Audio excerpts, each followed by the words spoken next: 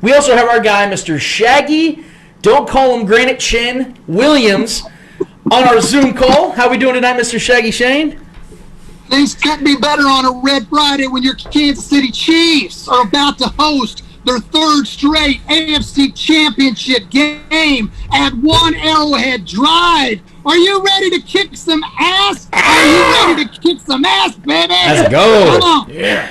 Our guy Shane's like the human version of Viagra. I swear, this guy is always up and ready to go, man. If you haven't followed our guy Shaggy at this point on YouTube, I don't know what the hell. I don't even know if we can consider you a part of the kingdom at this point, because this guy is the ultimate representation. But we also have an ultimate representation of Chiefs Kingdom and Red Tribe Cinema, Mr. Clay Windler, the mind behind Thank you. Red Tribe Cinema. How are you doing tonight, Mr. Windler? It's not about me. It's about you tonight, Lance. Well, you guys are what make this great, man. I'm so glad I got Gat, Shane, and Clay at the same time on the same show. At the same time. You guys have made this what this is, man. From production to all of it. But I just want to thank you guys real quick before, I don't want to get all sobby on this, but I just want to thank you guys for being here, taking time on your Friday nights, because I know you guys got things going on. You're prepping for this game, and that's what I want to start with. So the Chiefs just got done beating the Browns this last week, and I think it goes without saying, guys, that this was a game that we saw literally every single possibility and every single scenario play itself out. You saw Patrick Mahomes look amazing. He totally took away the whole Russ theory that everyone kept trying to play on. You saw the way the defense really clamped down on the Browns and made them earn every single thing they got on that field, and they still didn't earn very much. You saw Patrick Mahomes go down with an apparent concussion at the time, and it scared the living hell out of all of us. And then we saw the backup quarterback, Chad Henne, go in there and save the damn day. Not to mention crazy-ass plays like a touchback that Dan Sorensen willed. I mean, if he doesn't give every ounce of his being in that play doesn't happen, and the Browns might win that game, probably do win that game. Butker misses leaves 4 points on the board. Like I'm saying, there's everything that could have happened in a football game almost damn near happened in this game. I'm going to start with you, Shane. What did you learn about the Chiefs as a whole last week against the Browns? I learned that when their backs are against the wall and they don't have any momentum, Andy Reid isn't afraid to show his balls to steal. We've all been critical of Andy Reid for a plethora of reasons that we don't need to touch on tonight unless you want to gander on it. Andy Reid really stepped up and put the trust in his backup quarterback, who the drive before probably threw the worst pass of his NFL career on that interception, to call the play that he called on 4th and inches at your own 47 with a minute and 15 seconds left. Props to Andy Reid. No other head coach would be ballsy enough to make that call. Every other head coach, including myself, would have said, run it down to 1, take a timeout, and think about what you want to call. But Andy Reid knew the entire world was thinking that, propped up his balls of steel, and made the ultimate call. Way to go. Clay, what did you see in this matchup in particular, man? Well, this game was kind of like a microcosm of previous Chiefs playoff games. You had, first off, the Chiefs didn't punt in this game. Yep. And we all know what happened in a certain no-punt game many, many years ago. So they reversed that curse.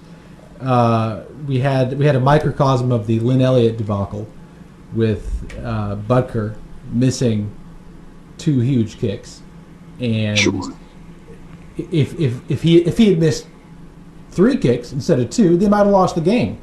And then we had a not so great quarterback almost spoiling the game, and the Chiefs really, they beat the odds. They beat their own history in winning this game, which is why everybody had the reaction to it that they had.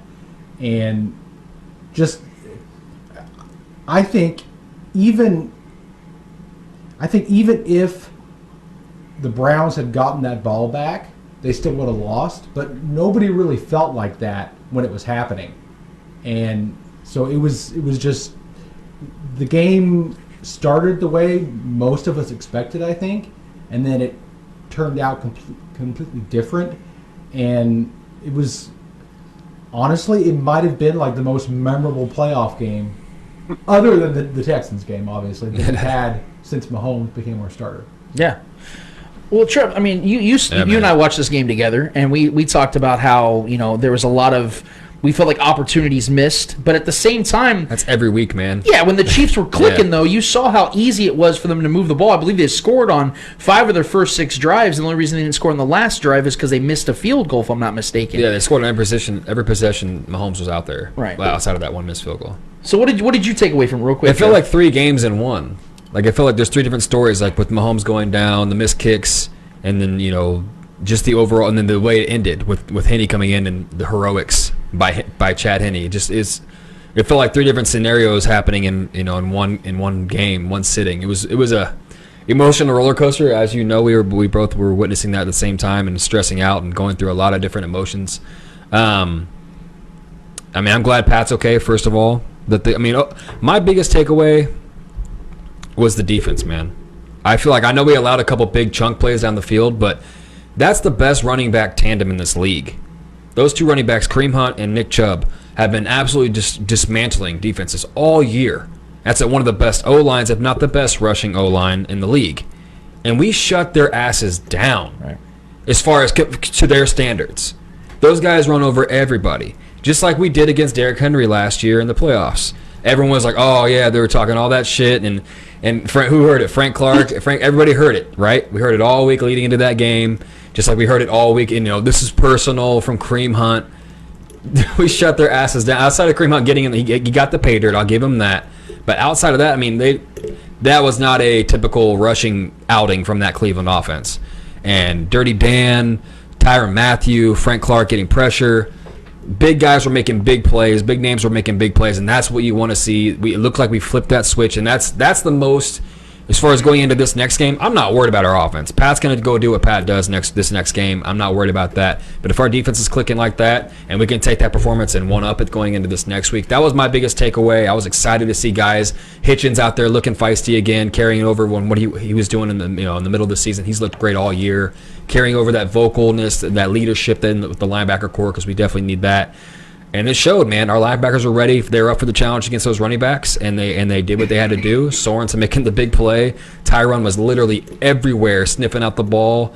That's what I was most impressed with. Like I said, the biggest story obviously coming out of the game was Patrick, making sure he was okay. Henne finished the game, with the biggest ballsy call I think I've seen in any football game all year. It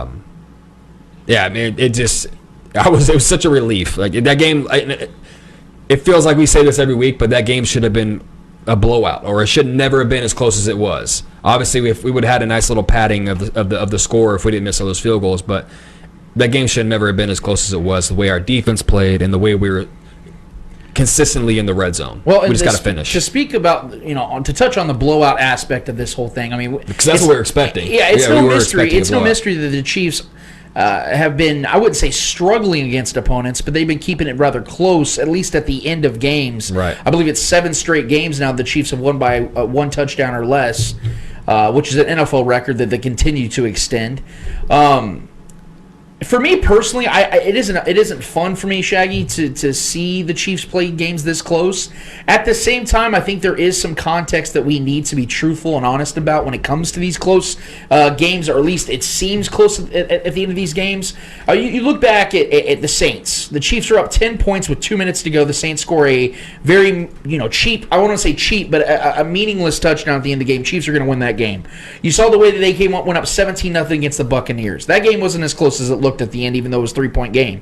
The Dolphins game, Chiefs are up 13 points. The Bills game, they're up 14 points. What I'm saying is, against good teams, the Chiefs had demanding and commanding leads, and it just seems that they kind of let up at the end. Shaggy, is this something that you see as a concern moving forward for these final 2 games the Chiefs can be potentially playing in, or do you think this is just the confidence this team exudes each and every week?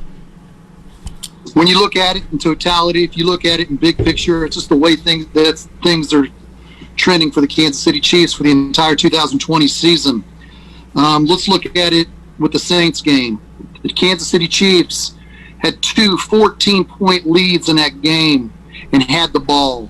Yep. The Chiefs had the ball against the Saints up 14-0 through 3 straight incomplete passes, punted the football away, Drew Brees ended up hitting a wide receiver for 50 yards. They're back in the game at 14-7. With the Chiefs up 29-15 in the fourth quarter of that same game, the Chiefs had the ball at their own 25-yard line with about 12 minutes left in the game. They threw 2 incompletions. Then on the third play, it was a pass play. Patrick Mahomes was sandwiched. He fumbled. The Saints took advantage of that, thought, wow, the Chiefs haven't put us away, and scored a touchdown and made it a game.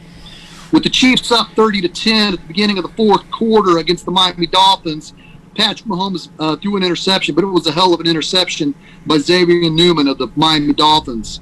The Dolphins went down and scored a touchdown to 4th and 13. The Chiefs then ran the ball once and threw 2 incompletions, punted the football. The Dolphins went down to score. The Tampa Bay Buccaneers, the Chiefs were owning the entire game. The defense even had 2 interceptions in the third quarter. The Chiefs unable, and this is what I'm going to get at, because if you look at it in totality, the big picture, the reason why the Chiefs weren't able to put away the Dolphins, Saints, and the Buccaneers, as well as the Cleveland Browns, well, I won't say the Cleveland Browns because the Chiefs were able to run, but in those 3 games, the Chiefs weren't able to sustain a running game. Against the Browns, it was a different story because the Browns had that long 9.5-minute drive to pull within 5. Then the Chiefs were able to move the ball with the running game. But in those 3 games in the regular season, the Chiefs weren't able to move the football or even make an attempt to. When you have the ball at 14 points twice against the Saints, you got to lean on your running game. I know the offensive line is having some issues because we're not the same with us, Schwartz. Our guards have been in flux. When you have the lead up 14, especially in the fourth quarter, you have to run the football. And that's what scares me going into this game on Sunday. My biggest fear is the Chiefs will be up 31-17 with 12 minutes left in the game, and they'll throw 3 straight incomplete passes. That's my fear. But Darrell Williams, who's somebody we haven't talked about, Yep. which brings up a different point. And I'm not trying to dodge that question, Lance, because on top of answering that question, I think the Chiefs have elevated Darrell Williams above Le'Veon Bell. Le'Veon Bell did not practice today. And with Darrell Williams getting 13 carries for 78 yards, he has the ability to run the football downhill. And when I hope more than anything, when, not if, when the Chiefs are up 31-17 against Buffalo this Sunday, and there's 12 minutes left in the game, and the Chiefs have the ball 1st and 10 at their own 20, they'll turn and hand the ball off to Darrell Williams, and they'll pick up 3 yards. Then on 2nd and 7, the next play, they'll turn and they'll hand off to Darrell Williams, and they'll pick up 2 yards, and it's 3rd and 5. We trust Andy Reid and Patrick Mahomes when the Chiefs are in passing situations.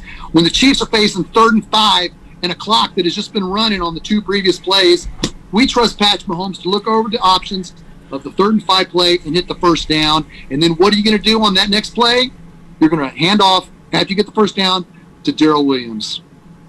So not only can you recount every single thing that has ever happened, but you just predicted the future. Mind blown. I don't even know how to, we should just end the show right there. I mean, that's it. You know what I mean? No, I see it the same way. I think that you make a very valid point. I think Darrell Williams has quickly become a hero of sorts for this team and an offense in particular. He's definitely a downhill runner, and that's something the Chiefs are craving right now from a running back. Clay, let me get your thoughts on this as well. The whole blowout factor again. Is that something you're worried about because the Chiefs can't seem to put that finishing stamp on teams?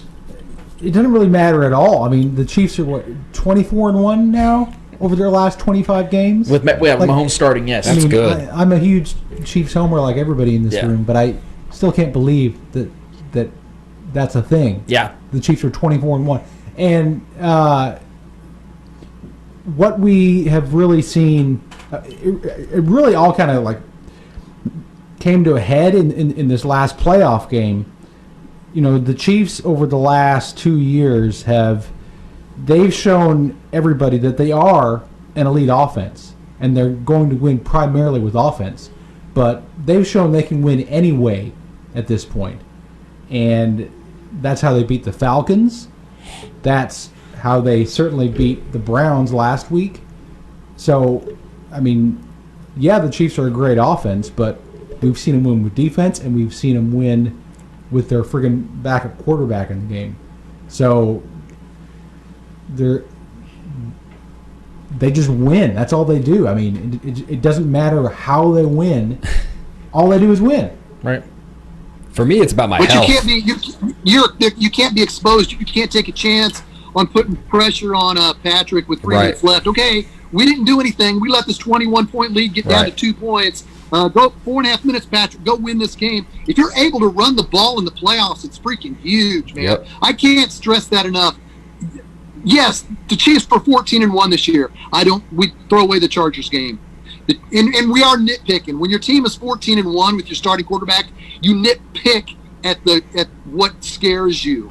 Trust me, I've been to every Chiefs home playoff loss. Every deficiency that those 13-3 teams have were exposed in the playoffs, whether it is they didn't do this or that. So we sit here and we nitpick the deficiencies. We nitpick our fears because we don't want those to be exposed in January. That's where you don't want your deficiencies exposed. That's why we're concerned when Butker leaves 4 points off the board in a freaking game that we had to hang on for.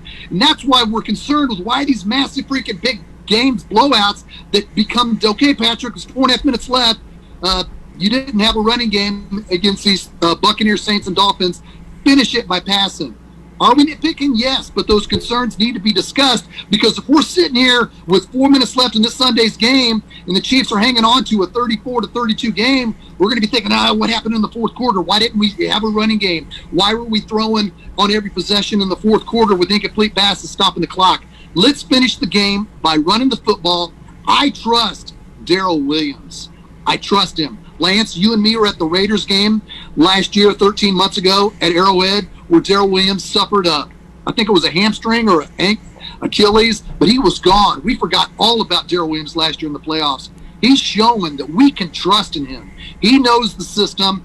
He can play. I trust him running between the tackles in this offense. Let's finish the game in the fourth quarter. Yeah, That's my point. I mean, what's a Chiefs Super Bowl run without a running back by the last name Williams? If you know what I mean. You know it. Well, I want to get your guys' thoughts on a few other things in regards to this team. When it comes to Butker, a lot of times kickers get overlooked because most times they're going to make their kicks, and it's a non-issue if they miss a PAT here and there. This has been a season-long issue for Harrison Butker when it comes to missing PATs, chip shots. It's a very frustrating, if you will, situation, because I believe from week 9 to the end of the season, Butker was almost perfect. And then in the playoffs, what do you know? Like I said, he leaves 4 points on the board. Shaggy, I don't want to speak for Clay, but I do believe that you're a little bit more worried than Clay is when it comes to Harrison Butker. Maybe he has the yips. How the hell does he get out of it? I'm going to start with Clay on this one first, because he's the one that's actually a little more confident in Harrison Butker. Explain your case here, Clay. Well, we talked about this week. Actually, Shane is probably right to be concerned. I mean, how can you not be at this point with as many extra points as he's missed? But my problem is, I told you guys this, I'm emotionally attached to Harrison Butker at this point, because you can't make 3 58-yard field goals in a row and just not, at least for me, see that dude as like a freaking hero. And I get that he was close to blowing the game last week, but for me, I mean, to have a guy who can kick a 58-yard field goal under extreme pressure is incredibly valuable. And, last week, Justin Tucker missed an awful field goal. And another windy game as well. So, both games were windy. I mean, even the elite kicker can screw up at any time. So, I mean... But do you maintain confidence that Harrison Butker is going to be the guy? He's missed too many this year, total. He's missed way too many. I realize that he's missed some really makeable kicks, but yeah. Nothing he has done has actually cost the Chiefs a game to this point. Not yet. Yeah, that's what I'm saying. That's right. I mean, but it until it happens, I'm not going to lose confidence in the guy because he keeps doing amazing things. I mean, I think he's nailed every kick, 50 yards and over this year. I think you're right. I don't think he's missed a kick over So- just not over the 50 extra yards. points. So, when I was a kid, one of the greatest Chiefs moments of my life was Pete Stoyanovich. Oh, yes. Oh, yeah, I know where you're going. 54-yard field goal against the Broncos. And so I can't help but just be like, hell yeah, Harrison Butker. Just, yeah. All right, so we've heard the confidence side Yeah. of things. Shane, give us your case, buddy. Harrison Butker's got a strong leg, and to piggyback on what Clay Windler said about the 358-yard field goals, it was in a dome. No fans were there. He freaking nailed 358-yard field goals. Was it impressive? Hell yeah, it won the game, and he made every freaking one. Yep. But you are known for what you do in January. I can't stress that enough. And when you have a field goal kicker that's trending in the wrong direction come postseason time, if it's trending downward in a slump, but like you said, from week 12 or week 9 to week 7 or week 17, he's been money. But when he starts missing those clutch kicks, it's a concern. And if Chad Henne would have overthrew Tyreek Hill on that 4th and inches, and Baker Mayfield would have let him down the field for a touchdown, and the Chiefs lost 23-22, guess what? Harrison Butker would have already been released. Because Chiefs Kingdom would have ran his ass out of town. Harrison Butker missed freaking 5 extra points the first 7 weeks of the season. He gets paid to make the clutch kicks. It's unfair for the rest of the team to suffer because your kicker sucked. Do I believe in him to make the play to important kick on this Sunday? He better, because Chiefs Andy Reid and the Dave Tobe and the entire special teams and the whole coaching staff put their trust in him. It's weird because he misses such short kicks and he's able to make the long kicks. His 50-yard field goal made this Sunday, I'll give him that, was the first 50-yard field goal made in the playoffs in Kansas City Chiefs postseason history. But if you noticed, since week 8, remember he missed 5 extra points the first 7 weeks of the season, Harrison Butker has switched his kicks on extra points to the left hash mark. I don't know if you guys watch that as closely as I do. Yep. Harrison Butker used to kick it right in between the hash marks. Every extra point was right in the middle. So since week 8, he's been to the left hash mark on his extra points. Has it helped him? It did before last Sunday when he missed a 33-yarder and an extra point, which is 33 yards. Gosh, I want to believe in him because he's got the leg. We'll see Sunday if it comes down to him. If it does, he has to deliver, because if he doesn't, everybody's going to say, why didn't you cut this guy week 8 when he missed 5 extra points the first 7 weeks of the season? Couple more questions for you guys, and we're going to get you out of here. And again, thank you guys so much for being here with us for our 100th episode. We literally could not be doing this without the help of both you guys. Obviously, Gat being here, which is humongous for us as well. Thanks, Gat. Yeah. When it comes to the Chiefs, in particular, this matchup with the Bills, we saw this game in Week 6. I'm going to be honest, Trevor and I will break our thoughts on this matchup in particular later in the show, but I didn't feel like this game was all that close for the majority of the game. I know there was a potential fumble that they could have reversed and gave the Bills an opportunity to score at the end of the game. But I felt like the Chiefs really just did whatever they wanted to do against the Bills early and often. The score wasn't big. They didn't put up a ton of points, but the Chiefs just absolutely ran all over this Bills defense. I know they didn't have Matt Milano, and that will play a factor. But I do believe with Sammy Watkins potentially coming back, and I'm going to ask you a question about Sammy in a second, Shane. Obviously, we've been as confident as ever with this team. 24 of the last 25 with Patrick Mahomes at the helm. Personally, I don't feel like it's any different this time around. Even though the Bills are a very worthy opponent from the beginning of the season, before the season started, this was the team I had the Chiefs playing in the AFC Championship at Arrowhead. But that doesn't mean that the Bills are a great team. That doesn't mean that the Bills are a team that can dethrone the Chiefs. That just means they're worthy enough to get to where they're at. But do you guys see it any differently? I'll start with you, Shaggy. Do you see that any differently? Or are you believing that this Chiefs team is just going to simply, as they have 24 of the last 25 games with Patrick Mahomes, find a way?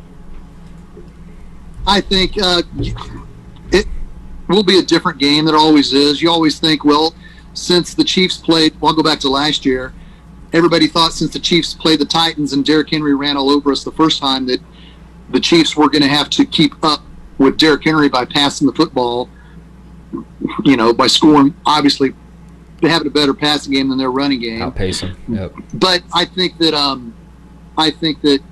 if I don't think it's gonna. It's unfair to put the pressure back on Clyde Edwards-Helaire. He's just not coming back, and to say, okay, Clyde's going to run for another 160 again. I just don't think I think he'll be a factor. I think Le'Veon Bell will be inactive because he didn't practice today. So I think it's going to come down to Darrell and Clyde carrying the ball. But to say it's going to be the same exact way as it was week 6, I can't say that.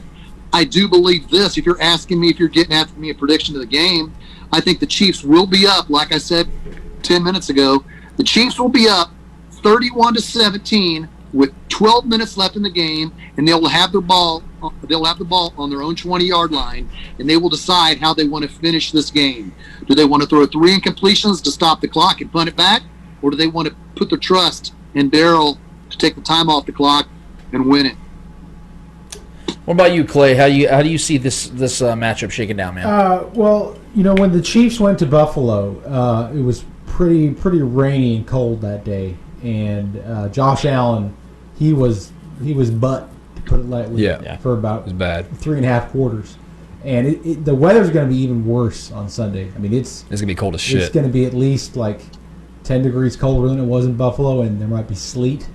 And what we know about the Bills is that if they're going to win this game, it's going to have to be with their passing game, and conditions are not going to be right for that. And just given that, I have a hard time seeing the Bills coming like even as close as the Browns did last week. I mean, the Browns, they don't have the passing game the Bills do, but their running game is better, their defense is better, and neither of those two elements for the Browns really stopped the Chiefs. So you kind of have a hard time seeing how the Bills are going to come in and pull this off.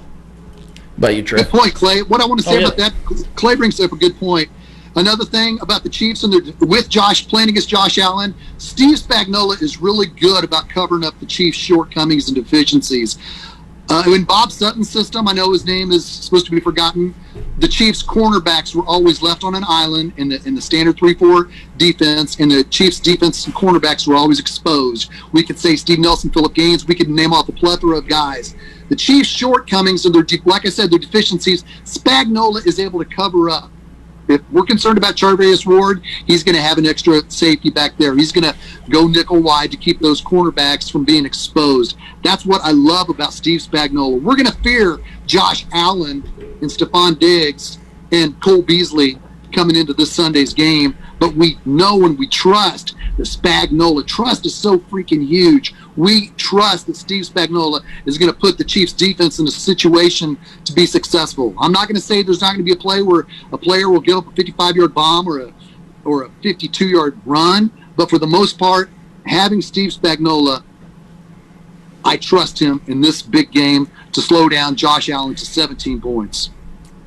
I hope that prediction comes to fruition, and I hope a guy that's been huge for the Chiefs over the last couple of seasons in the playoffs has something to say about that. And in fact, our guy Shaggyshane is wearing his jersey right at this very moment.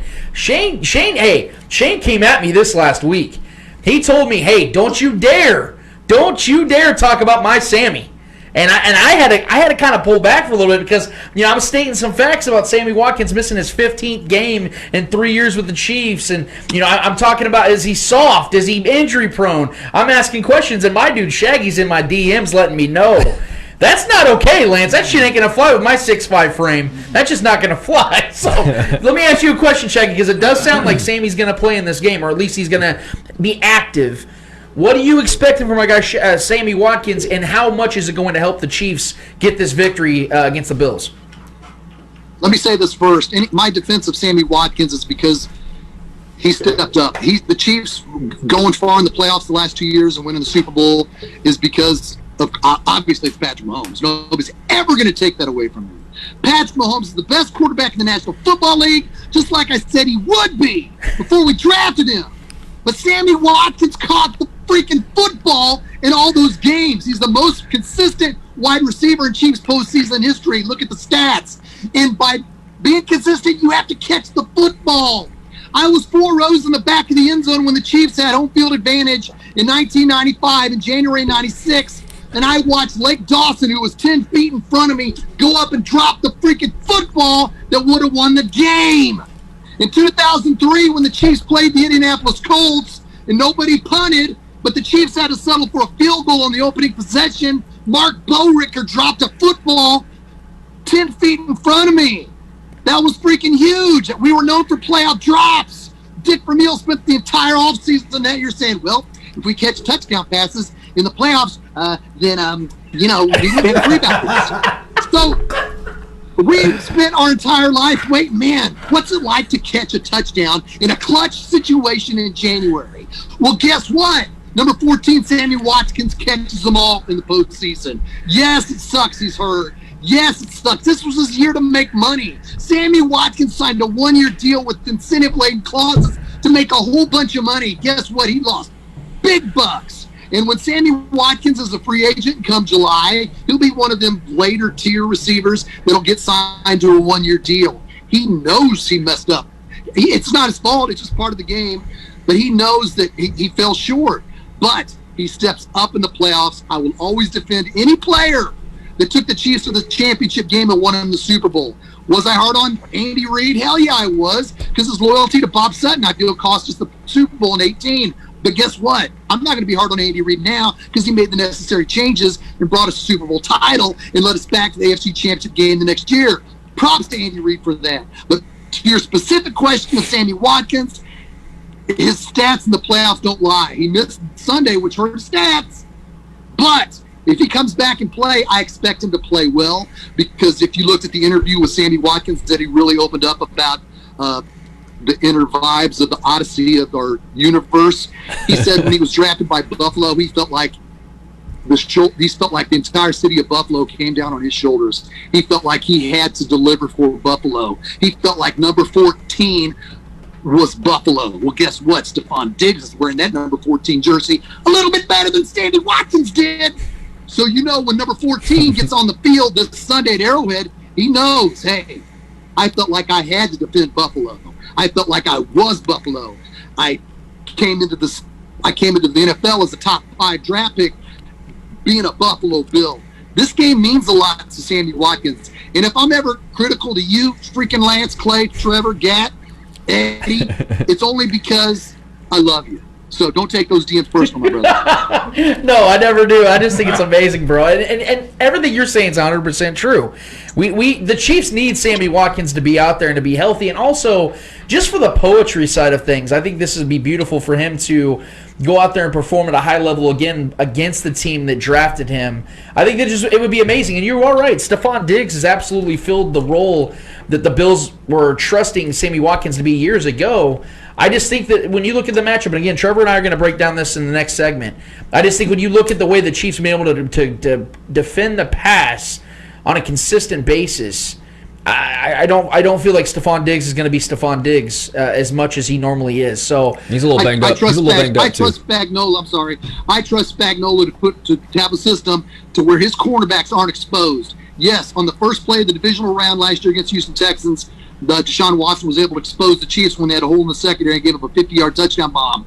I expect for the long haul, 60 minutes, the Chiefs to be able to attack Spagnuolo. I trust him to be able to attack that defense or that offense from Josh Allen. Remember, Josh Allen last Sunday didn't hand off to the running back once the entire first half. So I trust Spagnuolo to come up with the system to defend that. Shaggy, where can the people find you on social media, my man? Look up on YouTube, Shaggyshane Chiefs, and at Shaggyshane KC on Twitter. I'm not on there as much as you two, but I'm on there sometimes. And Shane Williams on Facebook. This is literally, guys, I'm telling you, this is the ultimate representation of a Chiefs fan right here. Been around. You need to cling to this guy. If you're here with us, you need to be with Shaggyshane on YouTube for sure. He does a weekly breakdown, a reaction to the games that have already been played, what he expects the next week. He is the most supportive friend I have in this world. This guy constantly shares our content, constantly shares Red Tribe Cinema, contributes, will drop anything and everything to help a brother out.